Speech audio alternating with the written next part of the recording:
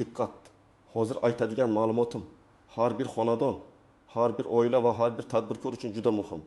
Gapchiroq, ya'ni elektr energiyasi tariflari haqida ketmoqda.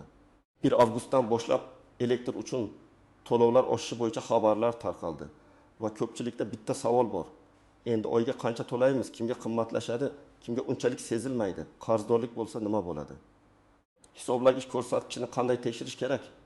Men bugun sizga shu mavzuni oddiy tilda, lekin mutaxassis sifatida batafsil tushuntirib beraman. Bu videoni oxirigacha ko'ring. Chunki ayrim nozik joylar bor. Agar ularni bilmasangiz, ortiqcha pul to'lab qo'yishingiz, noto'g'ri hisob-kitobga rozi bo'lib qolishingiz yoki imtiyozdan foydalanmay qolishingiz mumkin. Hozirning o'zida kanalga obuna bo'ling, videoga like bosing, chunki bunday yangiliklar kech qolmasdan yetib borish kerak. Avval vaziyat qanday edi? Ko'pchilik odatda elektr energiyasini ishlatadi. Oy oxirida hisoblagich ko'rsatkichiga qarab to'lov qiladi yoki avtomatik tizim orqali qarzdorlik chiqadi. Oddiy xonadonda chiroq, muzlatgich, televizor, kir yuvish mashinasi, konditsioner, suv nasosi, elektr plita yoki isitgich bo'lishi mumkin. Bularning hammasi kilovat-soat hisobida elektr sarflaydi. Tarif degani esa 1 kilovat-soat elektr uchun belgilangan narx. Oldin odamlar ko'pincha bitta oddiy narsaga qarardi. Hisoblagichda qancha sarf bo'ldi, shunga ko'paytirib to'layman. Lekin tarif oshganda masala boshqacha bo'ladi. Ayniqsa oyning o'rtasida yoki yangi oy boshida narx o'zgarsa, sarfning qaysi qismi eski tarifda, qaysi qismi yangi tarifda hisoblanadi degan savol paydo bo'ladi. Mana shu joyda ko'pchilik chalkashadi. 1 avgustdan tarif oshishi deyilganda bu shuni anglatadi. 1 avgustdan keyingi iste'mol yangi narx bo'yicha hisoblanadi.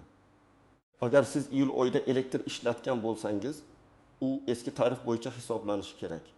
Avgust oyidan boshlab ishlatilgan elektr esa yangi tarifga tushadi.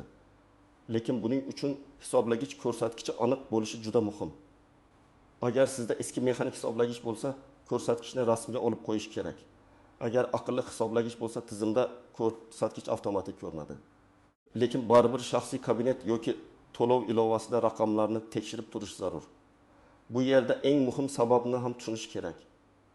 Elektr tarifi oshishi odatda energiya ishlab chiqarish xarajatlari, tarmoqlarni ta'mirlash, uzatish yo'qotishlari, yangi transformatorlar, podstansiyalar yo'qilg'i narxi, import uskunalar va tizimni barqaror saqlash bilan izohlanadi. Oddiy odam uchun bu texnik gaplar unchalik qiziq tuyulmasligi mumkin. Lekin natija juda oddiy. Tarif oshsa, xonadon byudjetiga yuk tushadi. Shuning uchun men bugun faqat xabarni aytib qo'ymayman, balki sizga qanday hisoblash, qanday tekshirish, qanday tejash va qanday e'tiroz bildirishni ham tushuntiraman. Birinchi bilish kerak bo'lgan narsa, elektr to'lovi faqat lampochkalar uchun emas. Ko'pchilik men chiroqni o'chirib yuraman, demak ham to'layman deb o'ylaydi. Aslida eng katta sarfni ko'pincha konditsioner, elektr suv isitgich, elektr plita isitgich, eski muzlatgich, nasos, dazmol va kir yuvish mashinasi beradi. Masalan, oddiy led lampochka 10 watt bo'lsa, u 10 soat yonsa ham atigi nuri 1 kilovat soat sarflaydi.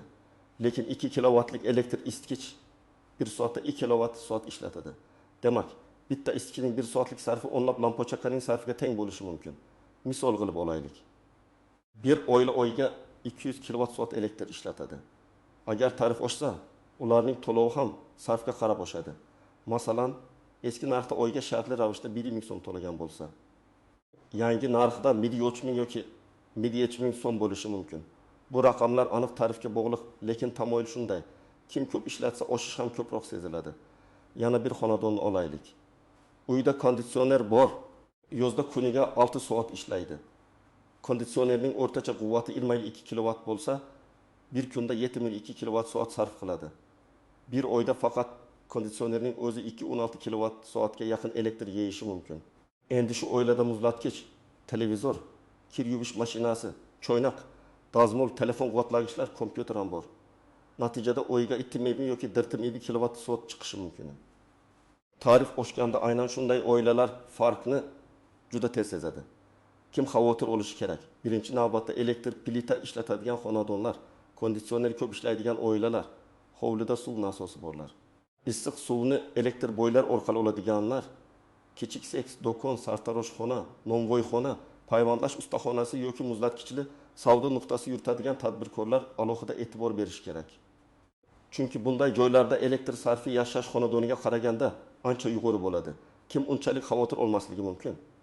Agar siz o'yiga yetdimdi milliard kilovat soat atrofida ishlatsangiz, uyda asosan LED lampalar, tejamkor muzlatgich, kam ishlatiladigan televizor bo'lsa, o'shish bor. Lekin byudjetga zarbasi nisbatan yengilroq bo'ladi. Shunda ham men beparvo bo'lmang deyman. Chunki kichik sarf ham yil davomida yig'ilib katta pulga aylanadi. Elektr to'lovi juda oddiy formula bilan hisoblanadi. Ishlatilgan kilovat soat ko'paytirildi tarifga. Masalan, oy boshida hisoblagich 1205 ko'rsatgan, oy oxirida 1207 bo'ldi. Farq 2 kilovat soat. Mana shu 2 kilovat soat tarifga ko'paytiriladi. Agar tarifga gargan bo'lsa, aynan qaysi sanadan keyingi sarf yangi narxda ekanini ko'rish kerak. 1 avgust sanasi juda muhim. Men tavsiya qiladigan birinchi amaliy qadam. 31 iyul kechasi yoki 1 avgust ertalab hisoblagich ko'rsatkichini suratga oling. Rasmda sana ko'rinishi shart emas, telefonning o'zida sana saqlanadi. Yaxshisi, video qilib ham oling. Hisoblagich raqami, plombasi va ko'rsatkich ko'rinsin. Nima uchun? Keyin hisob-kitobda kelishmovchilik bo'lsa, sizda dalil bo'ladi. Masalan, sizning hisoblagichingiz 1 avgust kuni 5000 kilovat soatni ko'rsatdi. 31 avgustda 5.2 belib bo'ldi. Demak, avgustda 200 kilovat soat ishlatdingiz. Shu 200 kilovat soat yangi tarifda hisoblanadi. Agar tizim sizga 300 yoki 300 kilovat soat yozsa, darhol tekshirishingiz kerak. Ba'zan avvalgi oy ko'rsatkichi noto'g'ri kiritilgan bo'lishi, hisoblagich almashtirilgan bo'lishi yoki qarzdorlik eski davrdan qolgan bo'lishi mumkin. Yana bir vaziyat, siz iyul oyidan qarzdor bo'lib qoldingiz. Bu qarzdorlik yangi tarifga ko'payib ketadimi? Odatda ishlatilgan davr qaysi tarifda bo'lsa, qarzdorlik ham o'sha davr hisobida turishi kerak. Lekin jarima, penya yoki tizimdagi boshqa hisoblar bo'lsa, ularni alohida ko'rish kerak. Shuning uchun to'lov qilayotganda faqat umumiy summaga qaramang. Iloj bo'lsa, shaxsiy kabinetda oyma-oy hisob-kitobni ko'ring. Qancha kilovat soat yozilgan, qaysi tarif qo'llangan, oldingi qarz qancha, yangi hisob qancha. Birinchi misol, 4 kishilik oila, 2 xonali kvartira, uyda bitta muzlatgich, bitta televizor, kir yuvish mashinasi haftasiga 3 marta ishlaydi. Yozda bitta konditsioner kechqurun 4 soat yo'qiladi. Bunday oila oyga taxminan 1,2 kilovat soat ishlatishi mumkin. Agar konditsioner ko'p ishlasa, 300 kilovat soatga ham chiqadi. Tarif oshganda ular birinchi navbatda konditsioner rejimini tekshirishi kerak. O'rin bekish darajaga qo'yish bilan 25-26 darajaga qo'yish o'rtasida katta farq bor. Konditsioner 25-26 darajada ishlasa, kompressor kamroq zo'riqadi, elektr sarfi pasayadi. Ikkinchi misol, hovlida yashaydigan oila, suv nasosi bor. Boylar bor, elektr pech ishlatiladi, yozda 2 ta konditsioner yo'qoladi. Boylar oyiga 500-800 kilovat soat sarflashi mumkin. Tarif oshishi ularga ancha seziladi. Men bunday oilaga birinchi bo'lib nasos va boylarni tekshiring deyman. Boylar doimiy yo'qilgan bo'lsa, u suv sovigan sari qayta qizdiradi. Agar kerak paytda yo'qib, haroratni me'yorda ushlasangiz, sarf kamayadi. Nasosda esa suv sizishi, baqdagi muammo yoki bosim relesining nosozligi bo'lsa, nasos keragidan ko'p ishlaydi.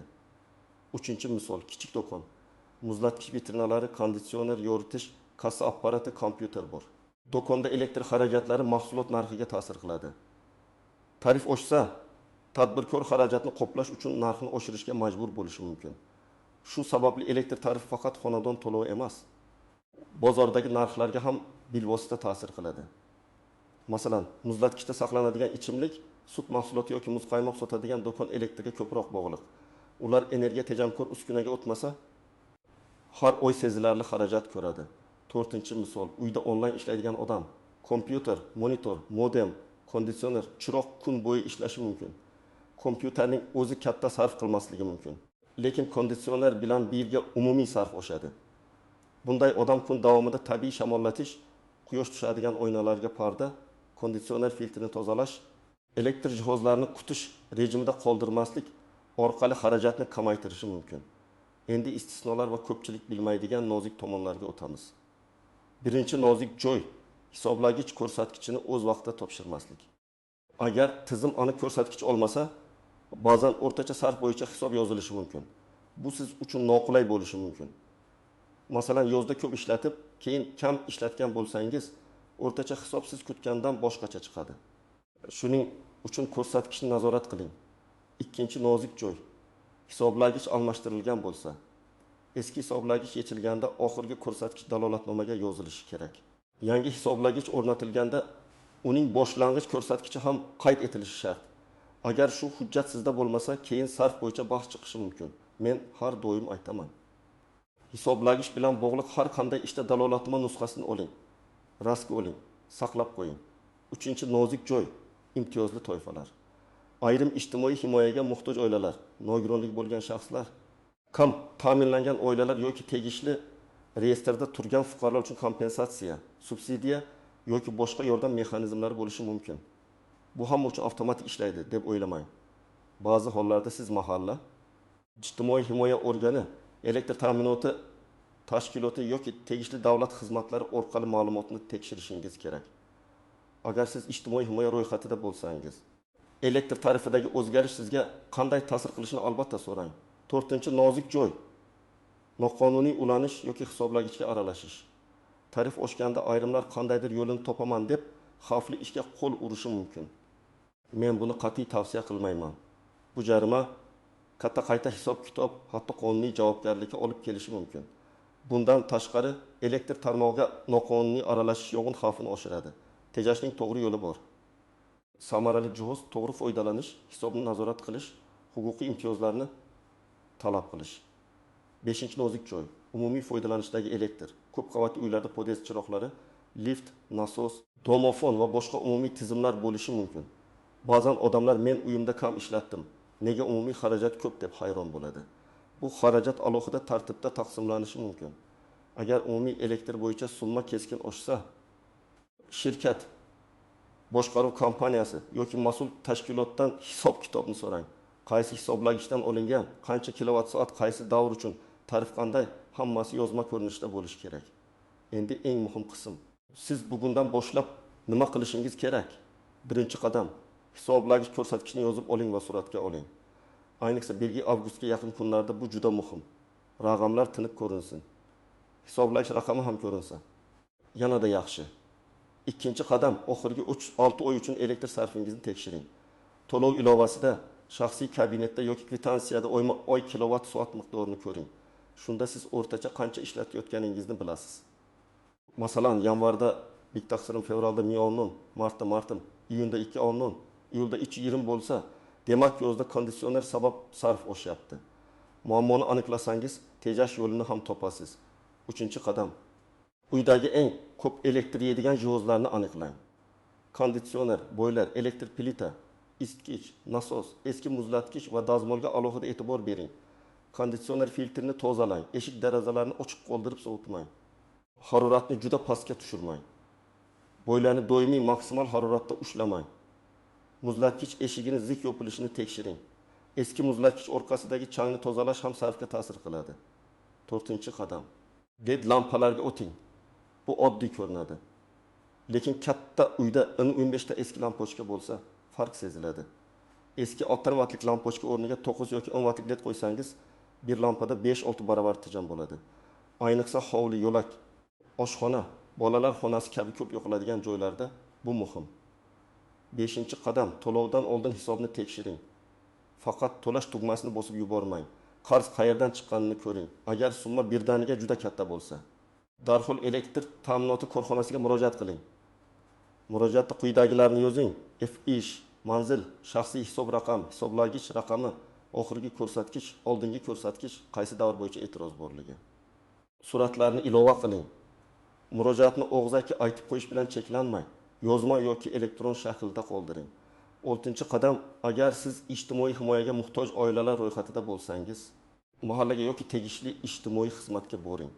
Pasport yoki ID karta, kadastr yoki yashash manzili hujjati, elektr shaxsiy hisob raqami, oilaviy holat va daromadga oid hujjatlar kerak bo'lishi mumkin. Har bir hududda tartib biroz farq qilishi mumkin. Shuning uchun aniq ro'yxatni joyida tekshiring. Muhimi, menga hech narsa tegmaydi deb o'tirib qolmang. Savol bering, ariza yozing, javobni rasmiy oling. 7-qadam. Tadbirkor bo'lsangiz, elektr xarajatini biznes hisobiga qayta kiriting. Mahsulot tannarxini hisoblang. Qaysi uskunalar eng ko'p ishlayotganini aniqlang. Eski muzlatgich yoki kompressor ko'p elektr yeyotgan bo'lsa, uni ta'mirlash yoki energiya tejamkorligiga almashtirish uzoq muddatda foyda berishi mumkin. Ish vaqtidan tashqari yoritish, reklama chiroqlari, konditsionerlar o'chirilayotganini nazorat qiling. Bitta kichik do'konda ham har kecha keraksiz yongan chiroq oy oxirida pulga aylanadi. Agar sizga noto'g'ri hisob yozilgandek tuyulsa, vahima qilmang, lekin befarq ham bo'lmang. Birinchi navbatda hisoblagich ko'rsatkichini bugungi sana bilan rasmga oling. Keyin oxirgi to'lov kvitansiyalarni toping. Shaxsiy hisob raqamingizni aniqlang. Elektr ta'minot tashkilotiga murojaat qilib, qayta hisob kitob talab qiling. Murojaatda aniq yozing. Men falon manzilda yashayman. Shaxsiy hisob raqamim falon. Hisoblagich ko'rsatkichi falon sanada falon edi. Tizimda esa falon miqdor hisoblangan. Ushbu davr bo'yicha sarfni va tarif qo'llanishini tekshirib, yozma javob berishingizni so'rayman. Mana shunday yozsangiz murojaatingiz tushunarli bo'ladi.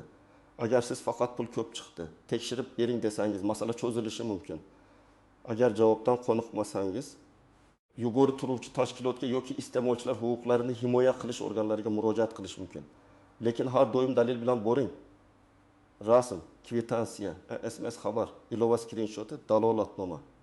Elektr masalasida og'zaki gapdan ko'ra hujjat kuchliroq. Men sizga oddiy lekin ishlaydigan qoidalarni aytaman. Konditsionerni 24-26 darajada ishlating. Filtrni oyga kamida bir marta tozalang. Quyosh tushadigan oynalarga parda yoki jalyuzi qo'ying. Muzlatgichni davrga juda yopishtirib qo'ymang, orqa tomonda havo aylanishi kerak. Issiq ovqatni darhol muzlatgichga qo'ymang. Elektr choynakda keragidan ortiq suv qaynatmang.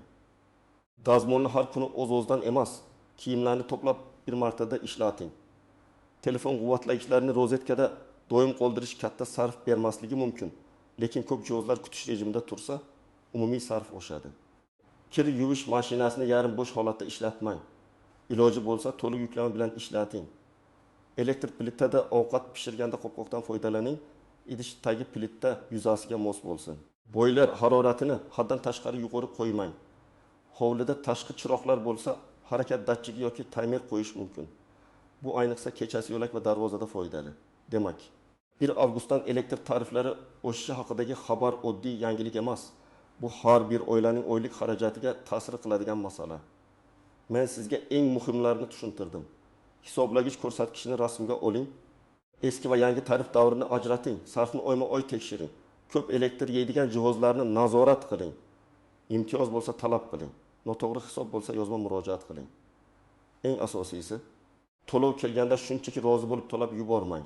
Raqamni tushuning, hisobni tekshiring, huquqingizni biling. Elektrdan butunlay voz kechib bo'lmaydi, lekin uni aqlli ishlatish, ortiqcha sarfni kamaytirish va noto'g'ri hisob-kitobga yo'l qo'ymaslik mumkin. Sizning hududingizda elektr to'lovi qancha chiqyapti? Tarif oshishi oilangiz byudjetiga qanday ta'sir qiladi deb o'ylaysiz? Fikringizni izohlarda yozib qoldiring. Videoga like bosing, kanalga obuna bo'ling va yaqinlaringizga ham yuboring. Chunki bu ma'lumot har bir xonadonga kerak bo'ladi.